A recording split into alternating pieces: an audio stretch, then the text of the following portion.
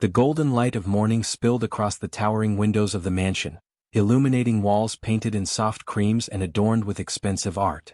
From the outside, it looked like a palace of dreams, a place where joy should have lived in every corner. But inside those gleaming walls was a silence heavy enough to break the spirit of even the strongest heart. On that morning the silence cracked. A silver bucket had tipped over on the kitchen floor, water spreading like a pool of tears across the polished wood. In the middle of it all, a little girl no older than 7 knelt with trembling hands pressed to the ground. Her small fingers were cut by shards of broken glass, red drops mingling with the spilled water. She tried to hold back the sobs, but pain burst through her fragile chest and finally her voice broke the silence. "My hand hurts, it hurts so much," she whispered, though the words soon grew louder, echoing off the marble walls until they filled the kitchen with her sorrow. Her dress, once a soft blue, clung damply to her thin frame. Strands of dark hair stuck to her tear-stained cheeks. She looked so small, so fragile, like a delicate bird caught in a storm with no nest to return to. Yet the only person standing over her did not bend down to help.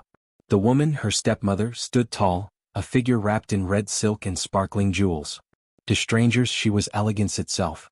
Her smile charmed guests at dinner parties, her laughter floated through social gatherings like music, and her polished grace made people whisper that the millionaire had chosen wisely after tragedy had stolen his first wife. But within the privacy of the mansion's walls, the mask slipped. "Get up," the stepmother hissed, her eyes narrowing with cold annoyance. "You're clumsy, useless, always making a mess." The little girl flinched, biting back the words she longed to say. Her mother would never have spoken like this. But her mother was gone, taken by illness when she was still too young to understand why her gentle embrace had vanished forever. In her place was this woman. A stranger whose perfume filled the halls but whose heart was absent, leaving behind commands instead of comfort, punishment instead of love. The child wanted to scream for her father.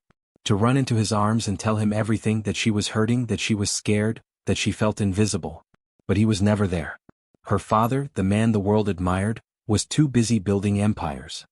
His name was whispered with respect in boardrooms, his face appeared in glossy magazines, and his fortune was envied by many. Yet at home, his daughter was little more than a shadow, overlooked and unheard.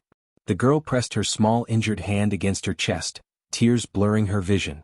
She whispered to herself, "Mama, if you can hear me, please, please help me."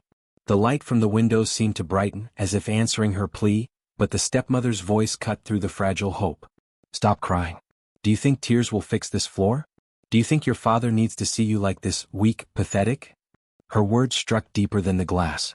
The child lowered her head and tried to hold back her sobs, though the pain burned like fire in her hand. And then footsteps echoed down the hall. Heavy, deliberate, the sound of leather shoes against marble. The stepmother stiffened, her expression quickly shifting. She pulled her gown straight, adjusted the jewels at her throat, and forced a mask of kindness across her face. The girl turned her head toward the doorway. Her heart beat faster, not in fear this time, but in the fragile hope that maybe, just maybe, her father would finally see. The door opened and sunlight streamed in behind him. A tall figure stepped forward, carrying a leather briefcase, his expression weary from long hours of meetings. But the moment his eyes fell on the scene before him, everything changed. The millionaire froze. There, in the middle of the kitchen, his daughter knelt in tears, clutching her injured hand while his wife towered above her.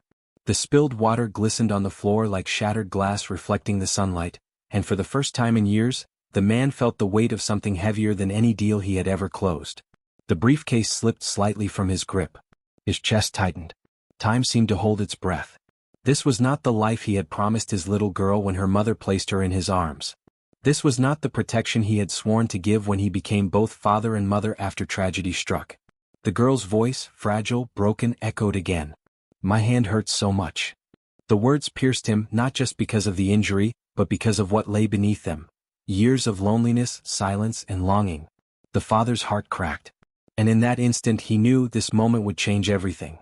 The little girl's sobs filled the golden kitchen, but behind those tears was a history too heavy for her small shoulders. For her, pain was not new. It had begun long before that glass cut her hand, long before the bucket spilled across the floor. It had begun on a rainy night years earlier, when she lost the one person who had always held her tightly. She remembered it in fragments. Her mother's pale face, the soft whispers of nurses, the way her father's hands trembled as he stood by the hospital bed. She was too young to understand then, but she knew something precious was slipping away. Her mother had pressed a final kiss on her forehead, whispering, "Always remember, my darling, you are loved." And then the warmth was gone. The mansion had never been the same. Where once laughter echoed in its halls, there was silence. Where once songs were sung at bedtime, there were empty nights. The girl would lie awake, hugging a small stuffed bear her mother had given her, wishing for just one more story, one more lullaby. Her father, though broken himself, tried in the beginning. He would sit by her bed, hold her tiny hand, and remind her that everything would be all right. But grief, like a storm, does not pass quickly. And for a man responsible for an empire, grief became something he pushed aside, burying it beneath business meetings, late-night calls, and endless papers. Days turned into months, and the father who once brushed her hair and laughed at her giggles grew distant. He began to believe that if he provided wealth, fine clothes, tutors, a house full of luxuries, his daughter would never feel the emptiness he did. But children do not measure love in gold. They measure it in presence. And into this silence stepped another woman. The girl remembered the first time she met her. She wore a dress the color of emeralds, her smile polished and perfect. Her father had introduced her gently, his voice hopeful, as if this woman could bring warmth back into their lives. For a while the girl had tried. She had smiled, curtsied as she had been taught, and whispered, "Hello." The woman bent down, her perfume heavy, and brushed a hand against the girl's cheek. But even then there was something cold in her touch, something that did not feel like a mother's love. At first the cruelty was subtle. Little chores, a sharp word here and there. Wipe the table properly. Fold your clothes neatly. Don't sit around like a child. But as weeks turned into years, the demands grew heavier. She was given tasks far too big for her age, scrubbing the marble floors, polishing silver until her fingers ached, carrying buckets of water up and down long corridors. And whenever she faltered, there was no kindness waiting for her. Only scolding. Only punishments. The girl learned quickly that mistakes came with consequences. A missed spot on the floor earned her harsh words. A broken dish meant going to bed hungry. And always there was the shadow of fear, that if she cried too loudly, her father might hear. That was the part she could not bear. Because as much as her stepmother frightened her, she loved her father too much to let him carry another burden. She told herself that he worked hard for her sake, that his long nights and endless trips were sacrifices for her comfort. She convinced herself that if she spoke of her suffering, he might blame himself. And she could not hurt him like that. So she stayed silent. At dinner, she sat quietly, nodding politely when asked about her day. She tried to smile, though her hands were raw from scrubbing. She wore the dresses her father bought her, though beneath the lace and silk, her skin was bruised from work. She forced herself to eat the meals, though her heart longed for something far simpler, her mother's cooking, her laughter across the table. Every night, when the mansion grew quiet, she would kneel beside her bed and whisper a prayer. "Mama, please watch over me. Please make Papa see me again." Some nights she would cry herself to sleep, hugging the worn teddy bear that was now missing an ear. Other nights, she would stare out the window at the stars, imagining her mother was among them, shining down on her. Her world was small, bound by the endless chores of her stepmother and the long shadows of absence. But within her small heart, hope still flickered. A hope that one day her father would notice. That one day he would look past his empire and see the little girl who needed him more than the world ever could. And so the days dragged on. Morning after morning, she woke before the sun to sweep and scrub. Night after night, she pressed her face into her pillow to hide her tears. Until that morning, the morning when the bucket slipped, the glass shattered, and her cries could no longer be hidden. It was as if the universe had decided that enough was enough. Her voice rose louder than before, cutting through the silence of wealth, reaching the ears of the man who had once promised to protect her. And so, when her father stepped into the kitchen, he was not just walking into a scene of spilled water and broken glass. He was stepping into the truth of years of silence. His wife straightened immediately, plastering her face with false concern. "Oh, darling," she began, her tone dripping with sweetness. "The poor child slipped while cleaning. I was just about to help her." But the man's eyes were no longer blind. He saw the blood on his daughter's hand. He saw the fear in her eyes. He saw the trembling in her small shoulders, and the way she flinched even as he looked at her. And most of all, he saw something he had ignored for far too long, the sadness etched into her very soul. The briefcase slipped from his fingers and thudded onto the floor. The echo rang louder than any business deal he had ever closed. For the first time in years, the millionaire felt powerless. And for the first time he realized he had been absent from the most important place of all, his daughter's heart. The kitchen fell into silence, broken only by the little girl's stifled sobs. The spilled water glistened around her like a mirror, reflecting not only her pain but the truth her father had long refused to see. 4 years he had walked through this house with blinders on, content to believe that wealth could shield his daughter from suffering. But now that illusion shattered before him. His eyes, sharp and commanding in the boardroom, softened as they locked onto the small figure crouched on the floor. She was trembling, her shoulders hunched as though bracing for punishment, her tiny hand pressed against her chest. "Papa," her voice cracked, fragile as a whisper in the wind. The word struck him like lightning. It had been so long since she had called him that with such desperation, as if her whole world depended on his answer. He dropped to his knees, the polished tiles soaking the fabric of his suit. The smell of spilled water mixed with the metallic tang of blood rising from her cut hand. With trembling fingers he reached for her. At first she flinched, pulling back instinctively as though even he might cause her harm. That movement cut him deeper than any blade. "Shoo, my darling," he murmured, his voice breaking. "It's me. It's Papa." Her wide, tearful eyes searched his face, as though trying to decide if she could believe him. Slowly, hesitantly, she allowed him to take her small hand into his. He wrapped it gently in his large palms, pressing his silk handkerchief against the wound. "It's not deep," he whispered, though his voice shook. "It will heal." But he knew it was not just the cut he was speaking of. Behind him, the stepmother's voice rang out, sweetened with false concern. "Oh, darling, it's nothing." She slipped while helping in the kitchen. "Children exaggerate pain." The man looked up sharply. For the first time, he saw her clearly, not the polished woman admired by society, but the cold stranger who had stood idle while his daughter bled. Her jewels glittered in the morning sun, but there was no warmth in her eyes. "Helping in the kitchen?" he repeated slowly, his tone low and dangerous. The woman's smile wavered.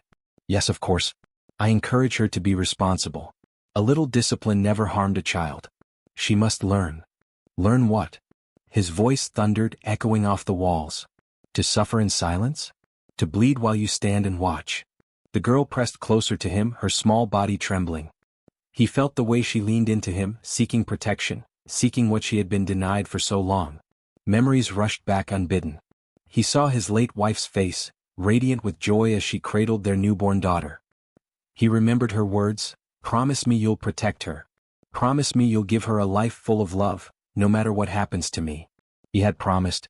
And now, staring at the bruises of neglect, the scars of silence, he realized how far he had strayed from that vow. His throat tightened.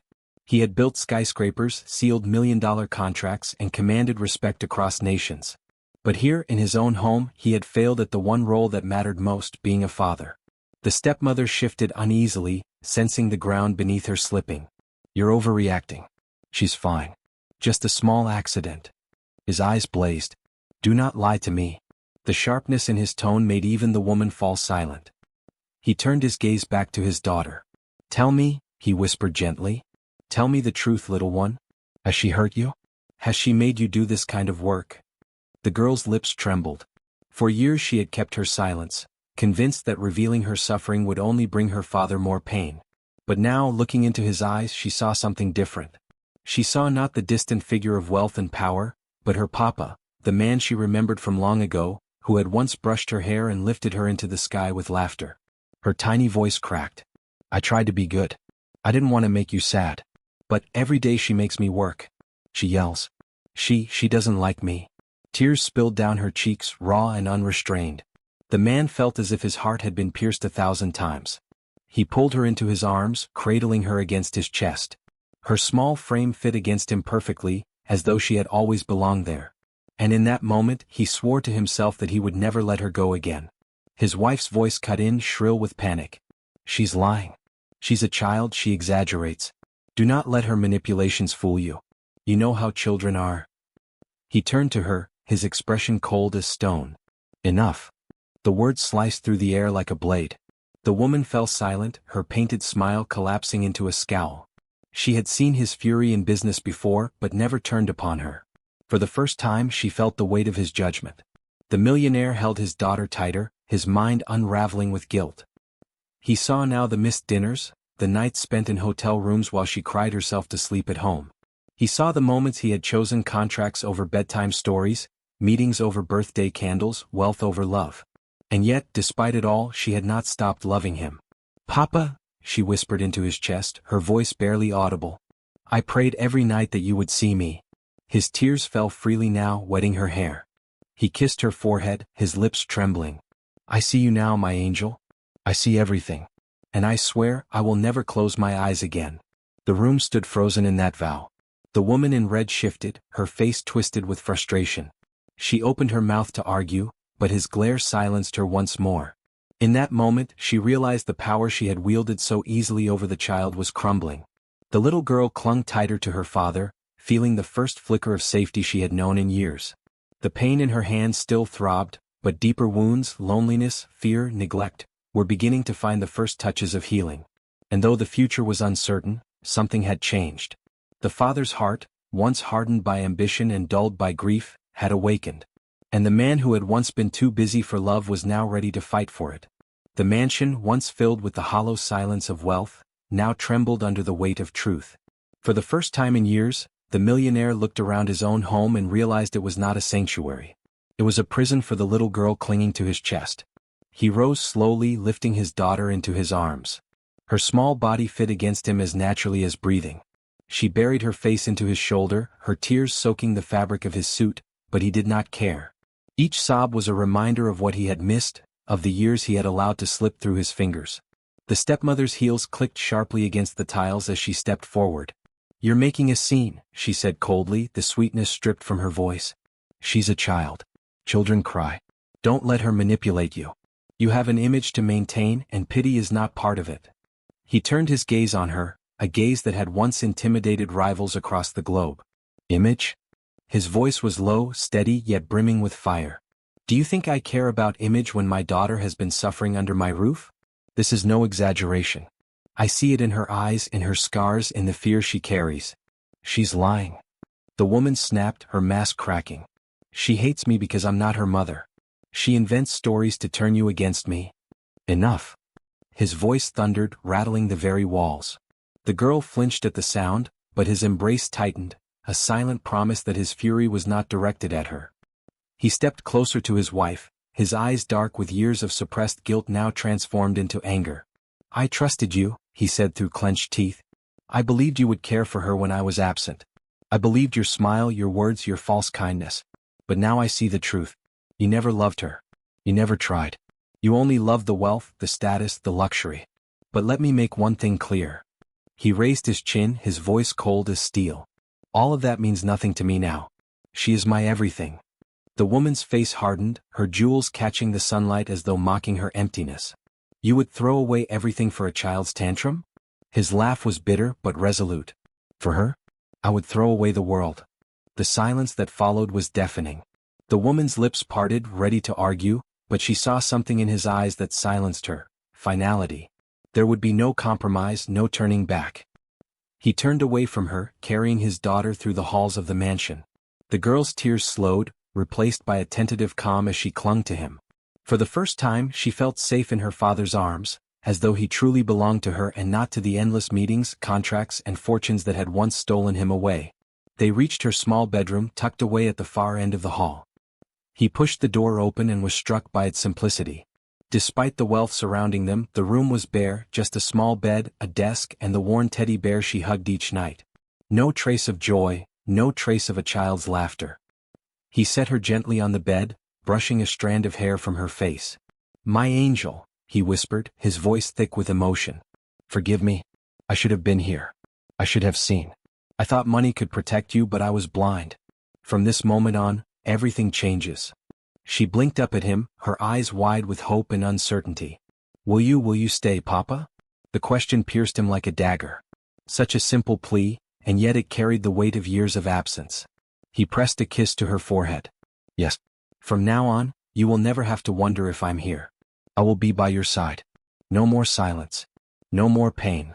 The girl's lips trembled into the faintest of smiles, the first in a long time.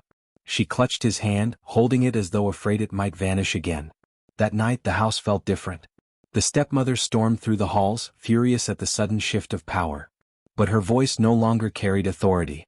The man who had once deferred to her polished image now saw her clearly, and her reign was ending. Days passed and changes came swiftly.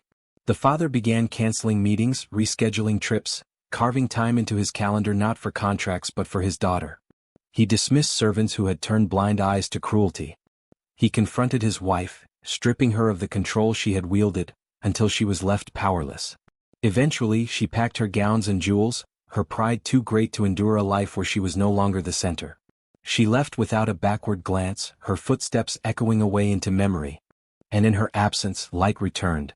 The father began to rebuild, not his empire, but his bond with the little girl who had once whispered prayers to the stars. He walked her to the garden each morning where sunlight danced through the trees. He read her bedtime stories, his voice shaking at first from disuse, but softening with every word. He held her hand when she was scared, laughed with her when she giggled, and listened when she spoke. The girl, once silent and withdrawn, began to blossom. Her laughter returned, tentative at first, then bright and unrestrained.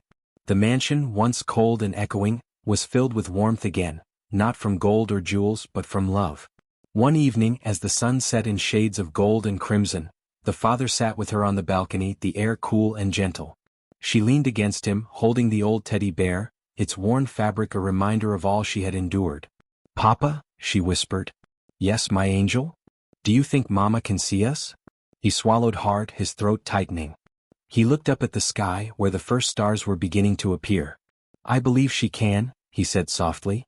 "And I believe she's smiling because she knows we're together again." The girl closed her eyes, comforted by his words. For the first time in years she felt whole. The man, too, felt something stir within him, a peace he had not known since the day he lost his wife. He had failed before, but now he had been given a second chance. And he would not waste it. He pressed a kiss to his daughter's hair, holding her close as the stars lit up the sky. "I promise you," he whispered, his voice steady and sure, "from this day forward, you will never be alone. You will never doubt my love again." And in that vow, spoken beneath the heavens, the broken pieces of two hearts began to heal. The mansion still gleamed in the eyes of outsiders, but now it was more than a house of wealth. It was a home, a place where a father and his daughter rediscovered the only treasure that truly mattered: love.